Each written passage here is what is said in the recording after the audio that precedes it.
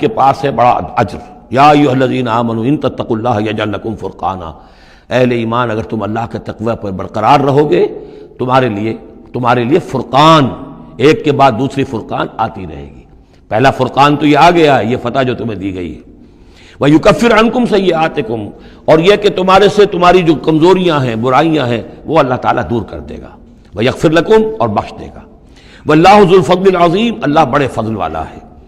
وَإِذْ يَمْكُرُ بِكَ الَّذِينَ كَفَرُوا، اب یہ ہجرت سے پہلے جو صورتحال تھی مکے میں کہ قریش کے سردار بیٹھتے تھے دارالندوہ میں، کیا کریں اب ہم محمد صلی اللہ علیہ وسلم کو قتل کر دیں، سازشیں ہوتی تھیں، اور اسی طریقے سے انہیں قید کر دیں، کہیں یہاں سے نکلنے پہ مجبور کر دیں، تو وہ جو سازشیں ان کی ہوتی تھی اور مشورے ہوتے تھے ان کا ذکر ہے۔ اور جب یاد کیجئے جب کہ وہ لوگ جو کافر ہوئے، یہ کافر لوگ آپ کے بارے میں مشورے کرتے تھے، چالیں چلتے تھے، اسکیمیں بناتے تھے، سازشیں کرتے تھے۔ لِیُثْبِتُوکَ، نمبر ایک تو یہ کہ آپ کو کہیں قید کر دیں، اور یقتلوک، یا قتل کر دیں، اور یخرجوک، یا آپ کو اپنی بستی سے کہیں نکال دیں۔ وَيَمْكُرُونَ وَيَمْكُرُ اللَّهُ، وہ بھی چالیں چل رہے تھے، ان کی بھی اسکیمز تھیں اور اللہ کی اپنی اسکیم تھی۔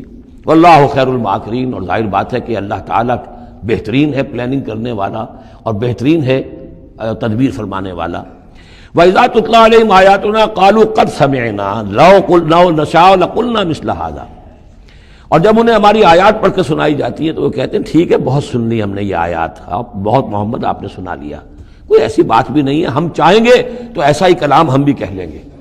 جرت نہیں کی کسی نے کہ آئے کہ یہ کلام میں نے ایک موضوع کیا ہے اور یہ قرآن کے برابر ہے، تو کوئی کمیشن بٹھا لیجئے، کوئی سازش بنا لیجئے کہ تو طے کریں، یہ جرت نہیں ہوئی۔ لیکن یہ کہہ دینے میں تو کوئی بات نہیں تھی، زبان کون پکڑے گا۔ لَوْ نَشَاءُ لَقُلْنَا مِثْلَ هَٰذَا، اگر ہم چاہیں گے تو ہم بھی ایسے کہہ دیں گے، کوئی ایسی بڑی بات نہیں ہے۔ یہ نضر بن حارث تھا کہ جس کی طرف یہ الفاظ منقول ہیں تاریخ اور سیرت میں۔ ان ھذا الا اساطیر الاولین، یہ نہیں ہے یہ مگر یہ کہ پچھلوں کی کہانیاں ہیں، قصے ہیں، جیسے آج بھی مستشرقین کہتے ہیں کہ کچھ تورات سے کچھ انجیل سے محمد نے لے لیا جوڑ جاڑ کر اور یہ قرآن بنایا ہے۔ اب تو خیر وہ دور ذرا بدل گیا ہے، یہ ذرا پچھلی صدی کی بات تھی، اس دور میں لوگ اس قسم کی باتیں زیادہ کرتے تھے۔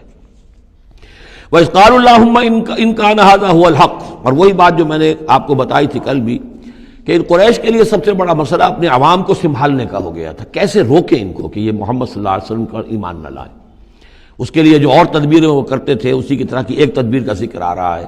مجمع عام میں کھڑے ہو کر دعائیں مانگ رہے ہیں، اے اللہ اگر یہ جو کچھ محمد کہہ رہے ہیں اگر یہ حق ہے اور تیرے پاس سے آیا ہے یہ قرآن، فَأَمْطِرْ عَلَيْنَا حِجَارَةً مِّنَ السَّمَاءِ وَإِذْ قَالُوا اللَّهُمَّ إِنْ كَانَ هَذَا هُوَ الْحَقُّ مِنْ عِنْدِكَ، اگر یہ ہے حق تیری طرف سے، فَأَمْطِرْ عَلَيْنَا حِجَارَةً مِّنَ السَّمَاءِ، تو برسا دے ہم پر پتھر آسمان سے، اب ائتنا بعذاب الیم، یا پھر بھیج دے ہم پر کوئی عذاب۔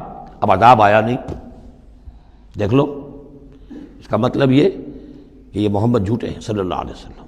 ہم نے تو کہہ دیا، اللہ کو پکار کر کہہ دیا، ہو سکتا ہے کبھی کعبے کے پردے پکڑ پکڑ کر کہا ہو اسی طریقے سے، تاکہ پورا یقین ہو جائے، کسی درجے میں بھی ہمارے عوام کے اندر کوئی وسوسہ، کوئی دغدغہ باقی نہ رہے۔ وَمَا كَانَ اللَّهُ لِيُعَذِّبَهُمْ، اور اللہ تعالیٰ انہیں عذاب نہیں دے سکتا تھا، اللہ کے لیے ممکن نہیں تھا کہ ان پر عذاب بھیجتا۔ وَأَنْتَ فِيهِمْ، جبکہ ابھی اے محمد آپ ان کے مابین موجود تھے۔ ہجرت سے پہلے معاملہ نہیں ہوا کرتا یہ، اللہ اپنے رسول کو ان کے ساتھی اہل ایمان کو نکال لیتا ہے، اس کے بعد کوئی عذاب اس نوعیت کا آتا ہے جس نوعیت کا وہ عذاب مانگ رہے تھے۔ وَأَنْتَ فِيهِمْ وَمَا كَانَ اللَّهُ مُعَذِّبَهُمْ، اللہ ان کو عذاب دینے والا نہیں تھا۔ وَهُمْ يَسْتَغْفِرُونَ، جبکہ وہ استغفار بھی کر رہے تھے، یعنی اسی مکے میں عوام الناس بھی تو تھے، سادہ لوگ بھی تو تھے، وہ استغفار بھی کرتے تھے، تلبیہ بھی پڑھتے تھے، لبیک اللہم لبیک لبیک اللہم لبیک، یہ بھی تو کرتے تھے، اللہ کو بھی پکارتے تھے۔ تو بڑا گڑبڑ سا معاملہ تھا، جب تک کہ اللہ تعالیٰ یمیز الخبیث من الطیب کر نہ دے اس وقت تک اس طرح کا معاملہ اللہ تعالیٰ کے لیے درست نہیں تھا۔ وَمَا لَهُمْ أَلَّا يُعَذِّبَهُمْ، باقی وہ عذاب کے پورے طور سے مستحق تو ہو چکے ہیں، اور کیا ہے کون سی رکاوٹ ہے ان کے لیے؟ مَا لَهُمْ أَلَّا يُعَذِّبَهُمُ اللَّهُ، کہ اللہ تعالیٰ ان کو عذاب نہ دے۔ وَهُمْ يَصُدُّونَ عَنِ الْمَسْجِدِ الْحَرَامِ، جبکہ وہ روک رہے ہیں مسجد حرام سے لوگوں کو۔ وَمَا كَانُوا أَوْلِيَاءَهُ، اور حقیقت میں یہ اس کے متولی نہیں ہیں، یہ اس کے مختار نہیں ہیں، یہ اس کے ساتھی نہیں ہیں۔ ان اولیاءہ الا المتقون، اس اللہ کے گھر کے تو ولی اور اس کے جو اصل مجاور کہہ لیجئے یا متولی کہہ لیجئے وہ تو ہوں گے متقی لوگ جو اللہ کا تقوی رکھتے ہوں، اللہ کی بندگی کرتے ہوں. ولیکن اکثرہم لا یعلمون، لیکن ان کی اکثریت علم نہیں رکھتی. وما کان صلاتہم عند البیت، اور انہوں نے جو نماز کا حلیہ بگاڑا ہے، نہیں ہے ان کی نماز بیت اللہ کے پاس الا مقام و تصدیہ، سیٹیاں بجاتے ہیں، تالیاں پیٹتے ہیں، یہ ان کی نماز رہ گئی ہے. طواف کرتے تھے تو اس میں سب سے اونچا طواف تھا برہنہ طواف، اور نماز جو تھی ان کی وہ یہ تھی، سیٹیاں بجاتے ہوئے. جیسے کہ آپ کو معلوم ہے کہ بعض علاقوں میں مسجدوں کے اندر جب وہ میلاد کی محفلیں ہوتی ہیں تو اس کے اندر ڈھول اور ڈھمکا، یہ میں نے سنا ہے کہ خاص طور پر افریقہ کے بعض ممالک میں کام ہوتا ہے. یہ اللہ کا شکر ہے اس حد تک کم سے کم یہ کہ بر عظیم پاک و ہند کے اندر جو بھی صورت ہوئی ہے وہ یہ مسجد کے اندر یہ خرافات نہیں ہوئی ہے، باقی باہر ہو رہی ہے جو بھی ہو رہی ہے. تو انہوں نے نماز کی بھی شکل یہ بنا دی تھی. فذوقوا العذاب بما کنتم تکفرون، تو اب چکھو مزہ عذاب کا اپنے کفر کی پاداش میں. ان الذین کفروا ينفقون اموالهم لیصدوا عن سبیل اللہ. ظاہر بات ہے یہ لشکر آیا تھا تو اس کے لیے بھی تو لاؤ لشکر تیار کرنا پڑا تھا نا، ساز و سامان، 900 اونٹ، 1000 آدمیوں کے لیے راشن بھی چاہیے تھا. مکے سے چل کے مدینے تک آنا ہے، جنگ میں رہنا ہے، تو یہ 10 اونٹ روزانہ جو ہے ذبح ہو رہے تھے اس فوج کے لیے. تو یہ سارا جو انفاق کیا ہے کچھ لوگوں نے کیا ہے نا، جو باطل کے لیے انفاق کر رہے تھے، شیطان کے لیے. وہ حزب الشیطان جو ہے آخر وہ بھی تو مجاہد تھے، وہ مجاہد تھے فی سبیل الشیطان، فی سبیل الشرک. تو جو خرچ کر رہے ہیں اپنے مال لیصدوا عن سبیل اللہ، تاکہ لوگوں کو روک سکیں اللہ کے راستے سے، فسینفقونھا، وہ اور بھی خرچ کریں گے. ابھی انہیں اور بڑے لشکر تیار کرنے پڑیں گے. ثم تکون علیہم حسرۃ، پھر یہ سب ان کے لیے ایک حسرت بن جائے گی. سب کچھ مال بھی ہم نے لگا دیا، ساری جانیں ہم نے گنوا دی، کچھ نہ ہوا.